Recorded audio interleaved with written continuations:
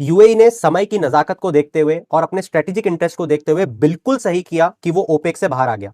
अब अगर इस मसले की गहराई में डूब कर देखने की कोशिश करें ना कि इस डिसीजन का कितना गहरा प्रभाव वर्ल्ड पॉलिटिक्स पे पड़ेगा, तो वो गहराई कुएं की गहराई से भी ज्यादा निकलेगी। अब जैसे कि ओपेक है क्या? ये कार्टल है। कार्टल मतलब कुछ लोगों का समूह जो एक साथ आए ये देखकर कि हम सबका दोहन हुआ हो रहा है। कौन कर रहा था दोहन? वेस्टर्न ऑयल कंपनीज या वेस्टर्न कंट्रीज। अब ये ऐसी बात हो गई कि ऑयल इन सब देशों में, सऊदी अरेबिया हो गया, वेनेजुएला हो गया, कतर हो गया, यूएई हो गया, मगर इनके दाम तय कौन करता था?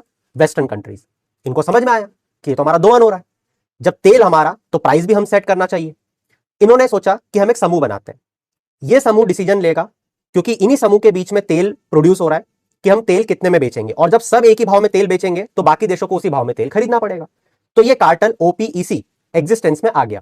मगर अब सिचुएशन ऑल टुगेदर बदल चुकी है। जब यूएई देख रहा है कि ईरान मुझ पर अटैक कर रहा है, सऊदी यूएस का इतना करीबी है, मुझको कोई बचाने आ नहीं रहा, साथ ही कुछ समय में सारे जो व्हीकल्स हैं वो इलेक्ट्रिक व्हीकल में कन्वर्ट हो जाएंगे, हाइब्रिड व्हीकल्स में कन्वर्ट हो जाएंगे, तो तेल का करूंगा क्या?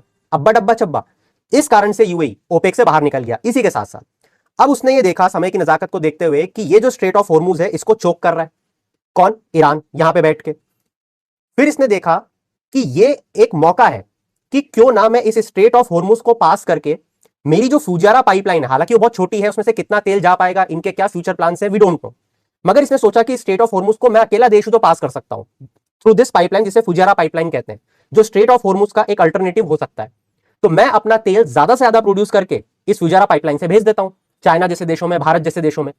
इसी के साथ साथ यहां पर वो अपने रिलेशंस चाइना और इंडिया के साथ बेहतर भी कर सकता है। और अब सबसे बड़ी बात, ये जो पूरा तेल का व्यापार है ये टिका किस पे था? अमेरिका बोलता था कि मैं तुम सबको प्रोटेक्शन दूंगा और इसके बदले में तुम डॉलर में ट्रेड करोगे अपने पेट्रोल का।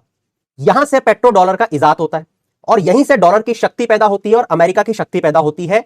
मगर अब बहुत जल्द चाइना युआन में यूएई को पे कर सकता है और भारत इंडियन रुपी में, क्योंकि हमारे रिलेशंस इतने बेहतर हैं और इससे पूरा फायदा भारत को फ्यूचर में हो सकता है अगर हमारे रिलेशन स्टैब्लिश करने में सक्षम हुए तो। यानी इसमें यूएई का भी उतना ही फायदा है, क्योंकि अभी तक उस पर पाबंदी लगाई जा रही थी। मान लेते हैं कि वो 50 बैरल प्रोड्यूस कर सकता है रोज, मगर उस पर पाबंदी लगाई हुई है किसने? ओपेक ने, कि आप 30 बैरल ही प्रोड्यूस करोगे। तो 50 लाख बैरल कर सकते हैं, तो 30 लाख बैरल दिन का क्यों करेगा? वो तो अपना प्रॉफिट लूज कर रहा है और बदले में मिल क्या रहा है? डब्बा।